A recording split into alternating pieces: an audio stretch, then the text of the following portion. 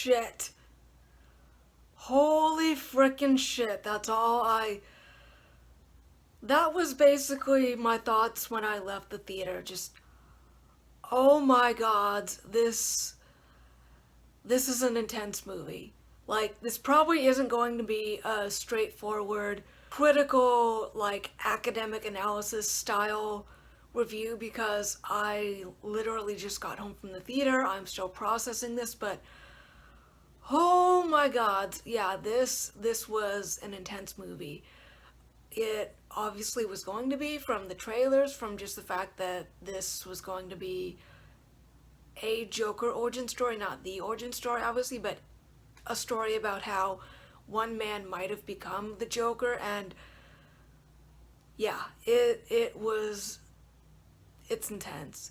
It's intense, it's dark, it's darkly funny. There's some parts of it where I laughed out loud, and my mom and my stepdad, because I went to see it with them, they laughed out loud. There's moments where you feel for the main character. There's moments where you start to root for him, which I love when films do that, when they take an archetype or a character that everyone thinks that they know and points out, hey, they might do some messed up stuff. They might be, and the end result of their journey might make them a horrible person, but you can understand if you look at things from their perspective or just look at their life and have a little slice of their life, you can understand where they're coming from. That doesn't mean you support what they do, obviously, or think it's okay, but you can at least see the humanity in them. And I love when films and stories do that. So, just to start off, if you haven't seen Joker, go see it. Go see it as soon as you can if you haven't already. It's a wonderfully dark film. Just gritty, amazing. It's brilliant. If Joaquin Phoenix doesn't get nominated, at least nominated for an Oscar, if not win, I don't know. But go see Joker if you haven't. It's brilliant. That's my non-spoiler thoughts on it, and I'm going to go into spoilers from here on out. So again, if you haven't seen it, go see it. I recommend it. So Joker tells the story of this guy named Arthur Fleck, played by Joaquin Phoenix, and he is working as a clown. In the first scene that we see him working, he's dressed as a clown and is working as a sign spinner. So that's what his job is. He lives at home taking care of his mother, and it's clear that she obviously has some issues, but at the start we don't know what those are. She seems very invested in getting the attention of Thomas Wayne, and every day she asks her son, oh, Arthur, have you checked the mail? Is there a letter from Thomas? And he's like, no, Mom, no letter from Thomas. And she's like, oh, well, I wrote him another letter. Can you send it to him? And she's just very fixated on connecting with Thomas Wayne. And Arthur's like, sure, Mom. He doesn't really question why. He just sends off the letters, checks for a response, and of course there isn't one. And Arthur and his mom live in this really rundown apartment, but he takes care of her as best he can. Even though he himself is struggling with mental illness, he's seeing a therapist, he's on a bunch of medications, and it's just the story of this guy's life and how it's really run down, really beaten down. He gets beaten up a lot on a regular basis. The whole city is really run down. It was modeled, it's Gotham City, but it was modeled after New York in the 80s, so there's garbage everywhere, lots of crime, a lot of people down on their luck. Arthur's just trying to live his life. He really struggles to keep his job. He struggles to keep his own sanity, especially after the therapist he was seeing tells him, oh, our budget's been cut, so I can't see you anymore. You can't get your medication anymore. And it just goes downhill from there. He keeps getting beaten up even more and just spirals out of control. But you see, it's a slow burn. It's not just like one day he just snapped and all of a sudden, oh, look, there's the Joker. It's a slow paced descent into the darkness and insanity. And I really like that. I appreciate that they really took the time to say, here's this character in and of himself, in his own right, here's his backstory, and we're not just going to use that as a prop to just suddenly flip a switch and, oh, look, he's the Joker now. It's a slow process into how he becomes the archetype that we all know and fear and love in some cases. But finally, one day, Arthur opens one of the letters that his mom was going to send to Thomas Wayne, and it says that, Thomas, your son, and I need help. So there's a twist of, oh my god, Arthur might be Thomas's illegitimate son. And at that point I was thinking, okay, they just took the backstory of the character who inspired the creation of the Joker, and they just took that story and was like, well, what if he's the villain? They basically just said, well, what if Gwynplaine is the villain?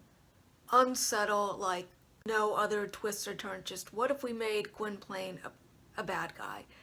Because in The Man Who Laughs by Victor Hugo, Gwynplaine is the son of a nobleman, but because his father angered the king, he is exiled, and Gwynplaine, as a punishment to his father, the king orders him to be disfigured, and Gwynplaine grows up as a clown, not knowing his normal background, but he still fights for the people and all that good stuff. So at that point I was thinking, oh, they just took Gwynplaine's backstory and went, oh, what if we made him a villain? Which at that point I was like, okay, this is pretty unsubtle. Like, I personally have a love-hate relationship with the Joker as is, because knowing Gwynplaine's backstory and just being such a fan of Victor Hugo's The Man Who Laughs, thinking, okay, Gwynplaine was demonized in his own story, and he ended up being demonized in pop culture because for the last 80 years, people basically only know him as, oh, he's that guy that inspired the Joker, when he's so much more complex and deep in his own right than just a blank slate who's an agent of chaos. And that's what's so great about this movie too, is it doesn't make Arthur just a blank slate. It doesn't set it up like, oh, we know you're just waiting for him to snap and become the Joker. You're rooting for him to not snap. You want things to turn out okay for him. And so that's a testament to the writing, the acting. It was great. But there's another twist that it turns out, oh, Arthur isn't Thomas's son, because his mom has a lot of her own mental issues, and she's basically was a stalker of Thomas Wayne. She worked for him years ago, and she fell in love with him and invented in her mind this idea, oh, we had an affair, he's in love with me, we had this child, even though Arthur isn't even her biological child, she adopted him. That's another reason that the film's so great, is you think it's going in one direction, and then there's multiple twists in the film, which is fantastic, because some films, when there's one twist and that's it, whereas this film, by the last half of the film, I genuinely didn't know what was going to happen, so props to the writers for that. I'm not going to keep summarizing the plot, because if you're watching this, you obviously have already seen the film, but what struck me most about it, now I'm going to go into the themes and the other things I loved so much about it, but what struck me most is the societal commentary in the film. After Arthur commits his first act of violence, it's all over the news, and he's not the Joker at this point. He just committed an act of violence, and everyone's talking about it because he ended up killing 3 yuppie rich kids, and Thomas Wayne was talking about them. He has this really chilling quote where he says, the newscaster asks him, what do you think about the fact that the person who did this was dressed as a clown? And Thomas says, well, how fitting is that? Because people like me who have made something of their lives look at everyone who hasn't as just clowns. And by that point, I wanted to reach through the screen and punch Thomas Wayne in the fucking face. I'm sorry. I'm like, he is an asshole. Like, and that's another reason why with Batman and a lot of superheroes, I could never really get into them, because I've always had trouble with stories that present any questioning of society or any discontent with it as just being like, oh, just support the status quo because the status quo is good by default because there's good rich people in the world. It's like, yeah, that might be true, but there's also some messed up stuff in the world, and just because there's some nice rich people who are good philanthropists and stuff doesn't mean that there isn't a divide between the haves and have-nots, and that most rich people are assholes, and that they're rich just because they happen to be born into the right family and they grow up feeling privileged and above others. And so, yeah, that's why I could never really get into, you know, any sorts of story that presents, oh, the status quo is good by default just because it's the status quo. And that's a reason why I was so excited to see this film, especially with seeing how dark the trailers indicated it would be. I was really hoping that they would deliver on that idea of, hey, it's a good thing to question society. No, it doesn't mean go out and commit violence and stuff, but just the fact of questioning society and standing up and protesting, that's a good thing. Isn't always like, oh, you hooligans, you're just going out to cause trouble. You just don't want to work. You just want free stuff, So I really liked that they had that societal commentary and that they really made Thomas Wayne look like an asshole for the first half of the film. Because, yeah, most rich people, or a lot of rich people, grow up to be dicks just because it's the societal conditioning of, if you grow up having everything handed to you on a silver platter and with every whim satisfied, yeah, of course you're going to think you're above everyone else. The societal commentary was fantastic. I was obviously not rooting for the Joker, but they showed news clips of protesters outside the Wayne Manor house and City Hall dressed as clowns and just like embracing, like taking Thomas's quote and throwing it back at him, which I thought was great. Because everyone loves a good, we're gonna take the man's arrogance and throw it back in his face because he's an ass. And he represents that. To bring up a quote from Victor Hugo's The Man Who Laughs, he brings up that the paradise of the rich is made from the hell of the poor. Like that timeless theme that the rich have such contempt and disdain for the people they consider so below them, and yet they wouldn't be where they are in society without the little people to step on, to stand on, to walk on, to exploit. Great commentary. And I liked that they wove it in there and that they showed that in this version of the Joker's life, even though he says, oh, I'm not political, I'm just doing this just for shits and giggles, basically, that society looks to that archetype of the clown, which has always been throughout history, has been the symbol of being the only one who could speak to authority without being punished for it, the court jester. I loved that they showed the different shades and facets of the clown in this film. I only wish that Gwynplaine himself had made a brief appearance. There was a scene where Arthur snuck into a screening. They were having the Wayne family was having a rich, hoity-toity fundraiser where people were watching a Charlie Chaplin film, and Arthur snuck in to watch it too, and I was really hoping that they would show just a little clip of The Man Who Laughs.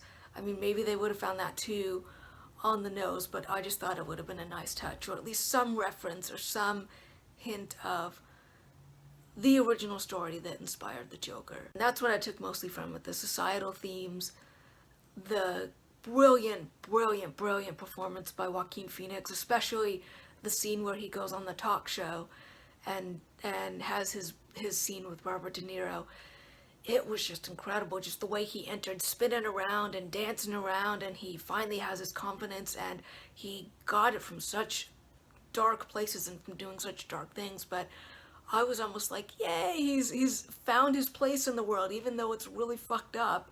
But he finally has found his own skin and his own, just, he's comfortable in it. I mean, he's obviously going to do terrible things, but there's just, it was an interesting cognitive dissonance of, he's gonna be a horrible person, and you know what he's gonna do because he's the Joker, but just seeing him so happy and just so that sense of, oh, I found who I am, I know who I am, I'm embracing who I am, and I'm not hiding or pretending anymore. And it was just so strange to see him. You could tell he just felt so good about, this is who I am. And so it was that weird disconnect of kind of rooting for him because you're like, oh, look, he knows who he is. But like, oh my God, he's going to be a terrible person and go murder people. Great thing too is when films make you uncomfortable about rooting for the protagonist, and that the protagonist isn't always a good guy. Showing that dark side of the clown, that the clown does have his dark side, that the smile has its shadows. But the scene when he's talking to Robert De Niro and he's on the show, and you can just tell he's going to go out and just hold nothing back. You can tell that he knows they invited him on the show just to make fun of him, and he knows the jig is up. He knows he's going to get caught with all the things he's done up until that point. And so the speech that he gives, it almost seems like whoever wrote the script read that scene in The Man Who Laughs where Gwynplaine has his, it's a dark version of Gwynplaine's speech in the House of Lords, where Gwynplaine stands up and says to the aristocrats, you're reinstating me to my father's titles just because you expect me to be a puppet. But I'm here to tell you I'm smarter than the fool you're taking me for. I'm not just a clown. I have lived in society amongst the people you shun so much, and I'm here to speak for them. I am their voice. I am their face. When you laugh at me, you laugh at them. He tells them someday, you will fall from power. You are the aristocrats, the nobles. You think yourselves above us, but you're up in your places because of us. And as high as we set you, we can bring you all the lower. And we'll bring you down. Someday there will be a golden egalitarian society, and you either need to accept that and embrace that and help bring it about, or be prepared to be torn down from your pedestals that you think are untouchable, because we the people can bring you down to nothing if we want to.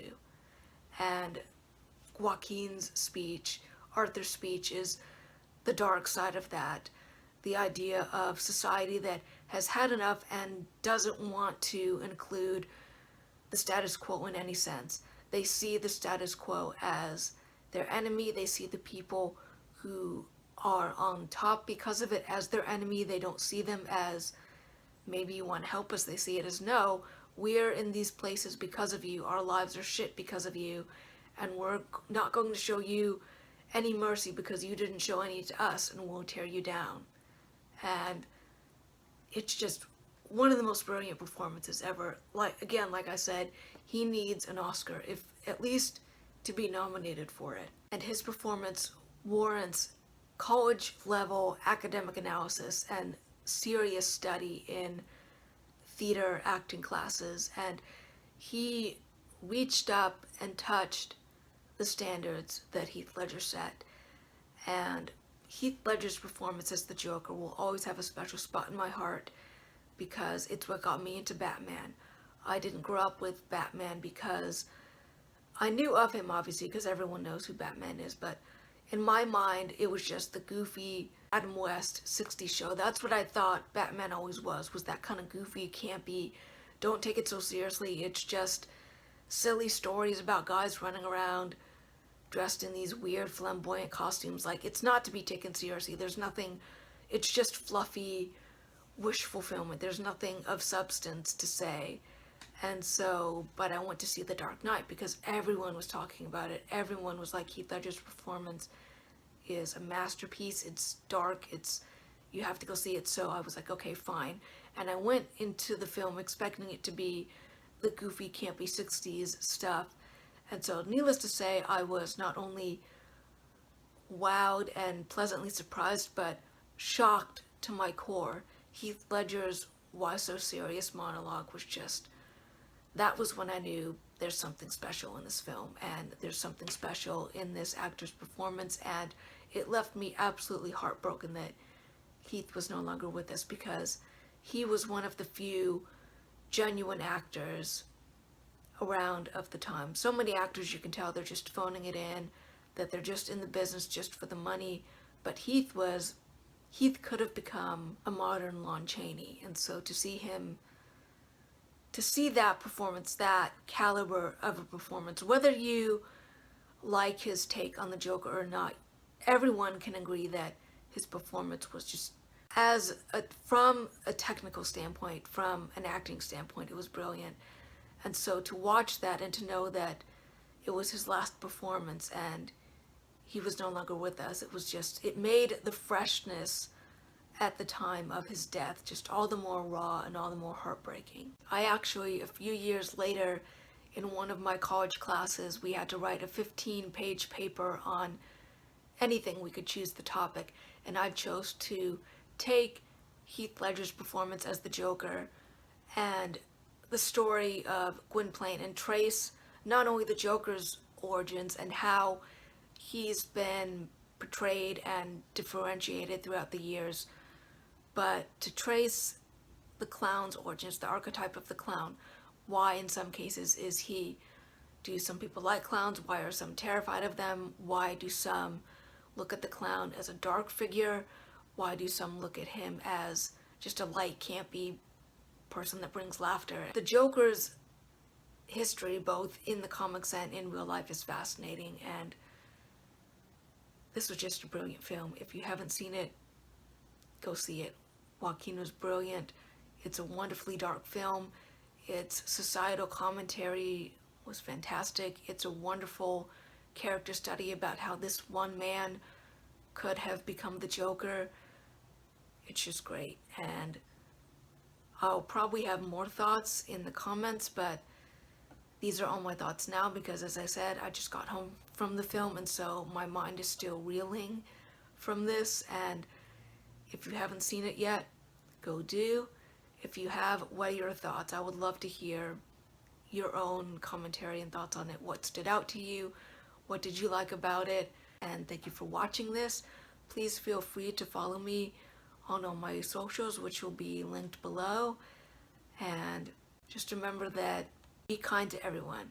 That's the thing about this. Another thing that this film brought up is you don't know everyone's full story, and it may be easy to laugh at someone or just look at them as weird or strange and to just brush them off, but everyone has their own story. And just remember to just be kind to people, because you never know when just laughing at someone or just brushing them off could be the thing that pushes them over the edge or even just brings them down. Just don't bring people down. That's just, it's not a good thing to do. Treat others the way you'd want them to treat you, and go see this film.